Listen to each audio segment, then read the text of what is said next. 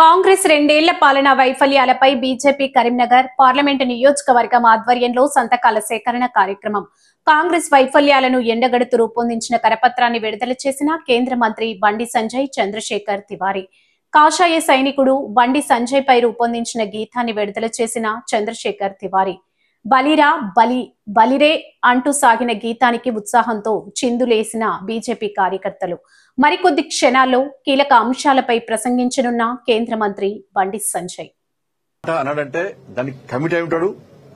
ఎట్టి ఫస్ట్ వెనుకడు పోయే ప్రసక్తి లేదు. అనవసరంగా ప్రాణాలు తీసుకోకండి. వెంటనే జంగల్ విడిచి తుపాకులు విడిచి రండి, లొంగిపోండి. ఇలా మిమ్మల్ని అన్ని రకాలుగా చూసుకునే బాధ్యత మాది. ఇంతమంది లొంగిపోయిన వాళ్ళంతా కూడా అందరూ కూడా చాలా బ్రహ్మాండంగా చూసుకుంటున్నారు. వాళ్ళు వాళ్ళ కుటుంబ సభ్యులతో మంచి జీవితాలు గడుపుతున్నారు. వాళ్ళకి అనుకున్న విధంగా వాళ్ళ ఆలోచనకు అనుగుణంగా ప్రభుత్వాలు సహకరిస్తున్నాయి. కేంద్ర ప్రభుత్వం కూడా సహకరిస్తున్నది, ఎక్కడ ఇబ్బంది లేకుండా. కాబట్టి అమాయకంగా మీరు ప్రాణాలు తీసుకోవద్దని చెప్పి నేను అప్పీల్ చేస్తాను. ఇవాళ నక్సలిజాన్ని, మావోయిజాన్ని ఎవరు సమర్థించినా వాళ్ళు కూడా నేరస్తులే. స్టెప్ బై స్టెప్ అందరి మీద చర్యలు తప్పవు. ఇవాళ అర్బన్ నక్సల్స్ మీరు ఇక్కడ ఉండి మీడియా ద్వారా, సోషల్ మీడియా ద్వారా రెచ్చగొట్టి ఇవాళ అమాయక ప్రజలను మాయమాటలు చెప్పించి రెచ్చగొట్టి వాళ్ళని మోసం చేసి వాళ్ళ ప్రాణాలు కోల్పోవడానికి ప్రధాన కారకులు మీరే. దాని సమాధానం మీరే చెప్పాలి. ఏం సాధించలేదన్న విషయం స్పష్టమైంది. ఇవాళ మీరు ఏం చేస్తున్నారు? ఇవాళ తెలంగాణ రాష్ట్రంలో ఈ అర్బన్ నక్సల్స్ పౌరకుల సంఘం నాయకుల ఇంకో రకంగా సంఘాలందరూ కూడా ప్రభుత్వ పాలనలో భాగస్వామ్యమైన వీళ్ళు. మీ సిద్ధాంతం ఏంది?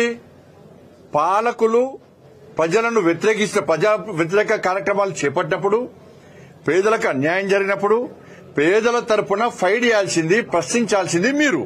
మీ సిద్ధాంతం అదే కదా. మరి వాళ్ళ కాంగ్రెస్ పార్టీ అధికారంలో, తెలంగాణ రాష్ట్రంలో అధికారంలో ఉంటే మీరు నామినేటెడ్ పోస్టులు తీసుకుంటున్నారు, వివిధ కమిటీల్లో ఉంటున్నారు. ఈ ప్రభుత్వంలో భాగస్వామ్యమైన మీరు. అంటే కాంగ్రెస్ పార్టీ ప్రభుత్వంలో తెలంగాణ రాష్ట్రంలో పేదలకు న్యాయం జరుగుతుందని మీరు భావించిరా? ఏంది మీ సిద్ధాంతం? అర్బన్ నక్సల్స్ మీ సిద్ధాంతం ఏంది? నామినేటెడ్ పోస్టులు తీసుకుంటారు, కమిటీలలో ఉంటారు, ఈ ప్రభుత్వానికి వత్తాసు పలుకుతున్నారు. పరోక్షంగా ప్రత్యక్షంగా ఈ కాంగ్రెస్ పార్టీ పాలనలో భాగస్వామ్యం. అంటే తెలంగాణ రాష్ట్రంలో పేదలు ప్రశాంతంగా జీవిస్తున్నారా? 2,500 రూపాయలు ఇచ్చిరా? ఎందుకు సపోర్ట్ చేస్తున్నారు మీరు? పేదలకు భూములు ఇచ్చిరా? ఎందుకు సపోర్ట్ చేస్తున్నారు మీరు? 4,000 రూపాయలు ఆసరా పెన్షన్ ఇస్తున్నారు కాంగ్రెస్ పార్టీ ప్రభుత్వం, ఇచ్చిరా? ఎందుకు సపోర్ట్ చేస్తున్నారు? రైతుల పరిస్థితి ఏంది? ఉద్యోగస్తుల పరిస్థితి ఏంది?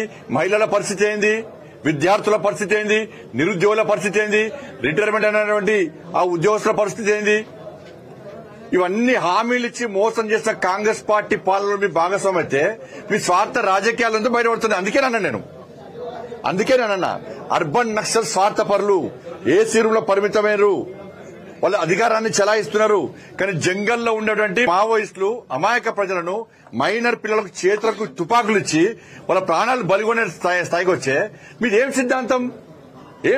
ఇది ఇవాళ మీకు కాంగ్రెస్ పార్టీ మంచి జరిగింది. ఇప్పుడు నరేంద్ర మోడీ గారి ప్రభుత్వము నేషనల్ హైవేస్ ఇస్తున్నది, రైల్వేస్ కు నిలుస్తున్నది, పేదలకు ప్రధానమంత్రి ఆవాస్ యోజన కింద ఇళ్లు కట్టిస్తున్నాం, రైతు కిసాన్ సమ్మాన్ కింద పైసలు ఇస్తున్నాం, రైతులకు సబ్సిడీ ఇస్తున్నాం, బియ్యం ఇస్తున్నాం, వడ్లు కొనుగోలు చేస్తున్నాం, ప్రధానమంత్రి రోజ్గార్ మేళా కింద 10 లక్షల మందికి ఉద్యోగాలు ఇచ్చినాం, ఉజ్వల గ్యాస్ ఇచ్చినాం, అన్ని గ్రామ పంచాయతీలకు నిధులు ఇచ్చినాం, శ్మశాన వాటికలకు పైసలు ఇచ్చినాం, కంప్యూటర్లకు పైసలు ఇచ్చినాం, రోడ్లు వేయించినాం,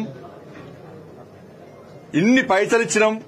ఆర్థిక ప్రగతిలో ఇవాళ 4వ స్థానానికి భారతదేశం రావడాన్ని మీరు స్వాగతిస్తారా?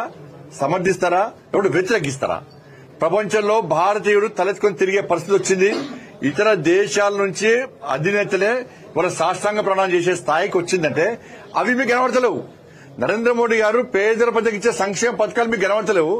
తెలంగాణలో కాంగ్రెస్ ప్రభుత్వం మాత్రం ఇచ్చిన హామీలు తొంగలో దొక్కి ప్రజలను మోసం చేస్తే వాటిని స్వాగతిస్తారు. ఇదన్నా మీ సిద్ధాంతం?